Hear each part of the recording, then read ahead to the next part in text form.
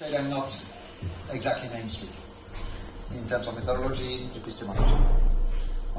For me, and I take here, an American researcher, Wright Mills, that you all know for his takes on the sociological imagination. I share his perspective, saying that methodology in social sciences should consist of explaining what has been done actually to collect and analyze the data. Usually, most of the time, we all know that methodology is a chapter that you think about before the research, you try to implement, but then when you have to finalize your dissertation, your article, then you try to find all kind of author and quotes and people you have to quote to make a solid methodology. Because you know that, unfortunately today, the articles are evaluated mostly about methodology. Every time you get an article rejected, it's most of the time it's about methodology, which is a problem. I call it methodologism, because, and I do believe methodology is something different. Methodology is explaining simply how you did your research, with the success and failure, with what was planned and how you adapted, and what you couldn't do. So to my students, if you do research exactly as you plan, and you have the same argument that you propose to develop at the beginning, then why do you do research? You already know about it. Research is about challenging oneself, it's about transforming oneself and transforming one's perspective. But this requires clarifying the criteria that govern the collection and selection of data as clearly as possible. And of course, this is a discussion I had also yesterday, to situate oneself, one's relationship to the actors. That's an insight that came from a feminist perspective, and now this is definitely mainstream today. Everyone, or almost everyone agrees. Let's say 80% of sociologists agree. We have to situate. Positionality makes research better. But, and here I take the words of Wright Mills, this is necessarily a personal statement, but it's written with the hope that others will make it less personal by the facts of their own experience. So this is what I developed in my article in the journal Conversations for Global Sociology of Social Movements. And I say this is my personal perspective. It is not perfect. There's no perfect methodology, no perfect proposal. I'm just a researcher. I try to expose simply how I did and try to provide some answer to some question I cannot really answer. I just try to see how I did it and to think about how do we research, how did I research global movements, hoping that this personal statement, I don't hope that you all agree with everything, but it may resonate with some of your perspective, and then you will come with your own perspective in the discussion and in your research.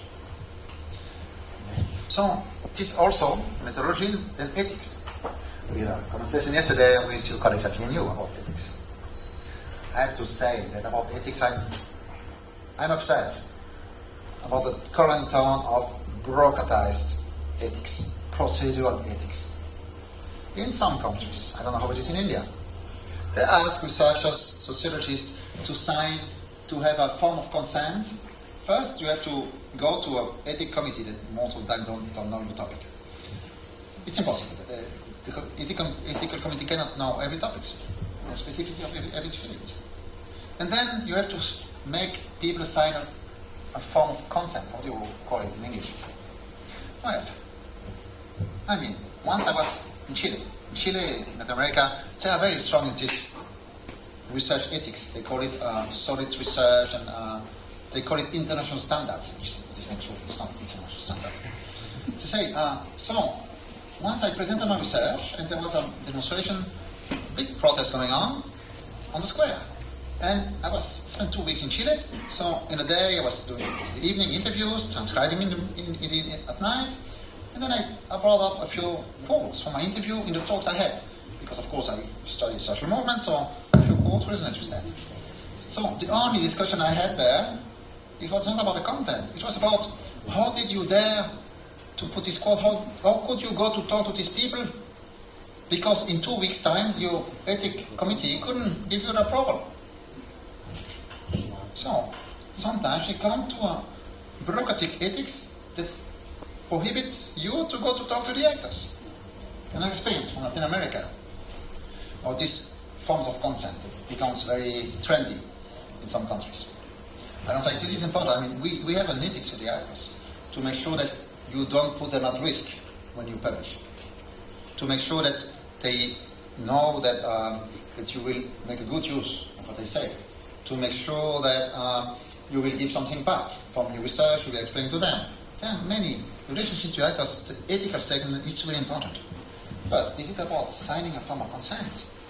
One problem is that if I go to my actors, social movements, with a form with all the logo of university, classic forms, I immediately put myself in a dominant institutional perspective. And the actors, in a perspective, don't really understand. An important person comes there, what is it, what should I say? Of course, the interaction will not be the one I would like, which is much more horizontal. Actors and researchers, we are both trying to make sense of a world, trying to understand it. We are specific because we have concepts, we have theories, analysis, we have more time to think about it. But of course, the actors are also producers of knowledge, they produce so many, it's just a different form. And with this kind of administrative form, I put myself in a position of superiority, administration, sometimes fierce, of course, it depends on the country. Come on, in authoritarian countries, I don't talk about this one, but in other places, I will leave you, as I said yesterday, for you to take the analysis one for India. But of course, if you take a form, people don't feel free in many countries to talk. If you have a form from, still. Yesterday, on the anecdote on Brazil. I was in Brazil with this talk, and then after my talk, a professor came to see me and said, we recently had a problem. One of our PhD students started a research on anarchist activists in Rio de Janeiro, very important interesting group. But of course he had to go and see them with an administrative form. He asked them to sign a form of consent that I agree to be interviewed and all that. Anarchists. So, then after, it took him 2, 3, 4 months to realize that he burned his fieldwork. He could not develop his research. Of course, with anarchists, come on. So, ethics is crucial. But ethics doesn't mean to sign forms. I am very fortunate in my university. We have an ethics committee. It's not only based on this, it's practice on this French former medical doctor, now sociologist, Eric Gagnon. He wrote an article, and my ethics committee in my university, they say, if you need to sign a form, anything about ethics, because many European grants ask us to have an ethics form, give it to us, we sign it immediately without any problem. But then we talk. Then we talk about what is your relation with the actors? Are you sure we'll not put them at risk? Are you sure we'll make good use of what they say? Are you sure how will you give something back? This is it. It's up to the researcher and to a dialogue. And of course, the collective is very important here, because I improve my positionality, what I do with I become more conscious because I talk with my colleagues about it, not because of a form. So, my French colleague, Eric Gagnon, he wrote in 2010, more than a set of instructions, prescriptions, and prohibitions, ethics is a critical review of research, of the reasons and motivations that guide the researcher and give meaning to his or her work. More than the application of a core or moral theory, it is above all an effort of reflection, and it is around this vision of ethics, a strong vision, that ethical evaluation should be organized. I fully agree with that. Specifically against, it was a very important book by a European professor that actually should be integrated, included in the Ecole or something perspective. His book was for anarchist epistemology, against methods. Yes, Paul Feyerabend. So, actually it was not against methods, against dominant kind of methods. So, let's move to social movements, and of course I'm a sociologist, so I always talk too much, I have to check that. So, let's go to social movement studies. It is a partly specific field, because maybe in comparison to other fields, in social movement studies, as a leading scholar says, much depends on how the analyst chooses to approach a phenomenon. The way you define social movements implies the way you research, your ethics, your epistemology.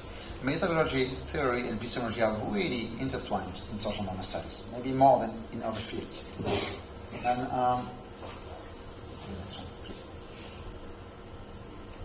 And so I will not go through that, because I will leave it on. Professor Anvinda kindly invited me to give a talk on Monday at the Congress, so I will develop more about the stance on social movement studies, just to say that social movements are far more than protest. Protest is only a tiny part of what activists do. What they do is transform the world, to set up alternatives, but we tend to focus too much on political instrumental results and short-term results, short-term outcomes. So that's why my talk will be titled Social Movement and Social Change. That's for next Monday. It's the title of my latest book in Spanish. I hope to publish sometimes in English. So we can move to the next one. So, even the following one, because I've talked too much. So, yes. So, my point here is why to study global movements.